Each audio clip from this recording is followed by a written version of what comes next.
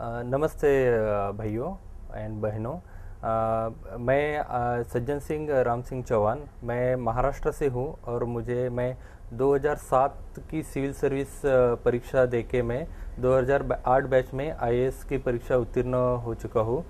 मेरी 29 रैंक आई थी और उसके बाद मुझे तमिलनाडु कैडर अलॉट किया गया है और मैं इस वक्त तमिलनाडु में मेरा डिस्ट्रिक्ट ट्रेनिंग ख़त्म करके फेज़ 2 जाने के लिए तैयार हूँ।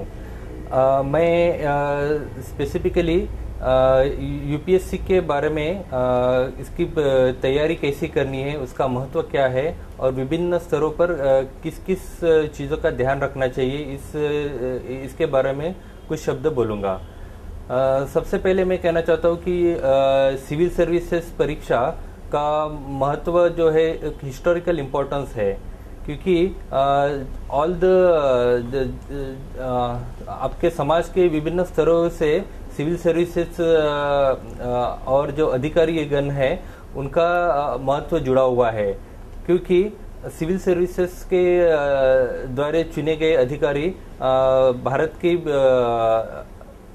भारत की सारी जो विभिन्न एडमिनिस्ट्रेटिव सेटअप है उसमें महत्वपूर्ण स्थान पे अधिकारी होते हैं और उनके द्वारा जो भी सारी चीज़ें इम्प्लीमेंट की जाती है उसका समाज के सारे स्तरों से डायरेक्ट रिएक्शन होता है।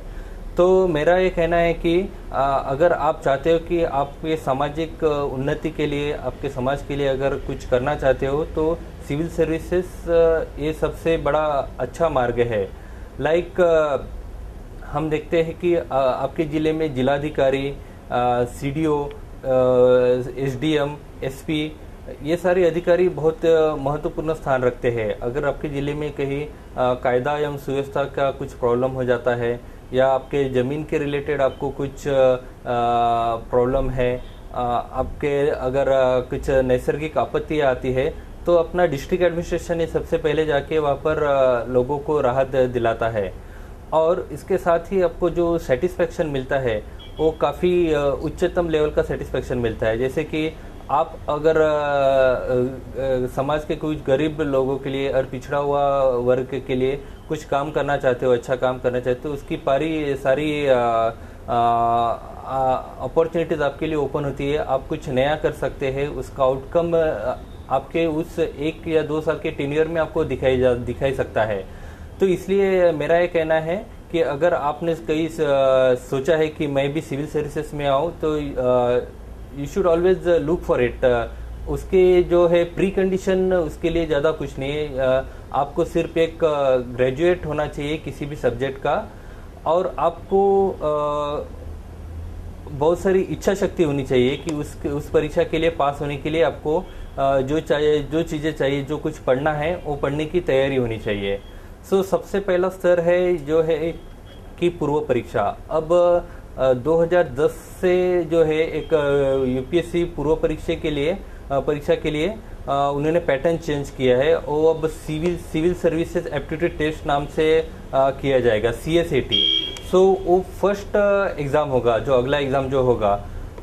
जो मैं जिस एग्ज़ाम में अपीयर हुआ था वो ट्रेडिशनल पैटर्न में था, एक ऑप्शनल था एंड जनरल स्टडीज़ था। तो उस पैटर्न का अब सिर्फ जनरल स्टडीज़ एक सब्जेक्ट उसमें रखा गया है और एग्जैक्ट उसका कंटेंट अभी तक यूपीएससी ने डिक्लेयर नहीं किया है।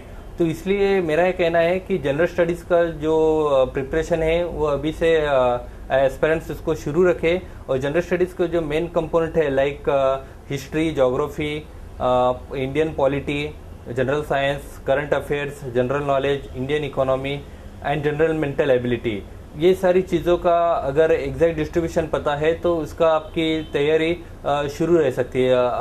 हमें यूपीएससी की तरफ से जो नया एग्जामिनेशन पैटर्न है उसकी वेट करने की कोई ज़रूरत नहीं है, क्योंकि उसमें सिर्फ एक सिविल सर्विसेज एप्टीट्यूड टेस्ट में एक एप्टीट्यूड टेस्ट वो ऐड करने वाले हैं, जिसका कंटेंट जो है just like analytical reasoning, logical reasoning and your ability to take decisions and your ability. मतलब उसमें क्या होगा कि कुछ सिचुएशनल क्वेश्चंस होंगे और सिचुएशनल कंडीशन देके आपको राइट आंसर क्या है वो चूज करना है। वो कोई ज़्यादा डिफिकल्ट, लोग कहते हैं कि वो कैट के लेवल का एग्ज़ाम होगा, पर मुझे नहीं लगता इतना डिफिकल्ट वो हो सकता है, क्योंकि वो एनालिटिकल एबिलिटी है वो हर एक के पास होती है, रीजनिंग एबिलिटी हर एक के पास होती है, और सारे एडमिनिस्ट्रेटर को वो जरूरी है। उसमें वो पेपर पूरा मैथमेटिकल नहीं होगा, तो इसलिए उससे डरने की कोई बात नहीं है। फिलहाल अब राइट नाउ जनरल स्टडीज़ पे अगर अच्छी तरह फोकस किया है तो आपका अच्छा तैयारी हो जाएगी। जनरल स्टडीज़ में इंडियन हिस्ट्री, ज्योग्राफी में Indian geography and world geography, Indian polity में अपना political administrative structure, and Indian economy and world economy, current affairs, ये सारी चीज़ों पे अगर अच्छी तरह ध्यान दिए तो आपकी अच्छी तैयारी हो सकती है। देन उसके बाद जो है कि पूर्व परीक्षा में 0.33% ये नेगेटिव मार्किंग है, 0.33 का फैक्टर है, तो इसके हिसाब से अपना एग्जैक्ट स्टडी होना बहुत ज़रूरी हो जाता है। पूर्व परीक्षा पास होने के बाद मुख्य परीक्षा का आता है। मुख्य परीक्षा में जो लिस्ट दी गई उसमें से कोई भी आप 2 ऑप्शनल चूज कर सकते हो। तो मेरा पर्टिकुलर ऑप्शनल था हिस्ट्री एंड पब्लिक एडमिनिस्ट्रेशन। मेरा basically graduation and post graduation mechanical engineering में हुआ है। मैं बी मैकेनिकल अमरावती यूनिवर्सिटी से किया था and MTech from IIT Delhi production में किया था। तो भी इसके बावजूद मैंने हिस्ट्री ये ऑप्शनल चुना था, क्योंकि इसका सक्सेस रेट अच्छा है। उसमें ह्यूमैनिटीज़ के सब्जेक्ट होने के कारण मार्क्स भी अच्छे आते हैं। आपकी तैयारी अगर कंसेप्चुअल अच्छी तरह क्लियरिटी होगी तो अच्छे मार्क्स मिल जाते हैं as compare to engineering subject. तो आपको जो भी ऑप्शनल अच्छा लगे वो ऑप्शनल आप चूज़ कीजिए। ऑप्शनल चूज़ करने के लिए आपके पास काफ़ी सारे ऑप्शंस हो सकते हैं।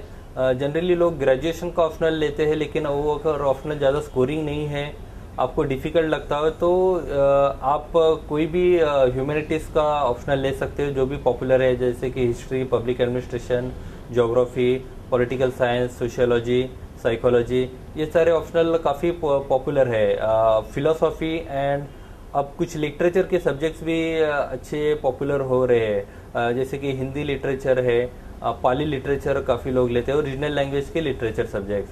सो आपको जो सब्जेक्ट अच्छा लगे उसका कोई एक बेसिक बुक पढ़ के आपको उसके रिलेटेड मतलब आपकी लाइकिंग आ रही है या नहीं है, आपको उसमें मज़ा आ रहा है या उसकी अंडरस्टैंडिंग हो रही है नहीं, ये जस्ट कुछ 1 और 2 हफ्ते में आप चेक कर सकते हैं। उसके बाद अगर आपको लगा कि हाँ ये सब्जेक्ट मुझे अच्छा लग रहा है, उसके बाद उसके क्वेश्चन पेपर देख के आपने जो कुछ भी पढ़ा है उसके रिलेटेड आप सोच सकते हैं या उसको रिलेट कर सकते हैं, then you are comfortable in that subject. दूसरा एस्पेक्ट है, अगर आपको कोई अच्छा से उसका गाइड मिल जाए या टीचर मिल जाए जो आपको इस सब्जेक्ट के रिलेटेड आपको अच्छा तरह स्टडी मटेरियल दिलवा दे, अगर कुछ डाउट है तो क्लियर करवाए, तो वो भी एक सेकेंड क्राइटेरिया हो सकता है। अगर अच्छी कोचिंग लेके आपको अगर कोई गाइडेंस दे रहा है अच्छे सब्जेक्ट से, so that is also one of the criteria for selection of optional.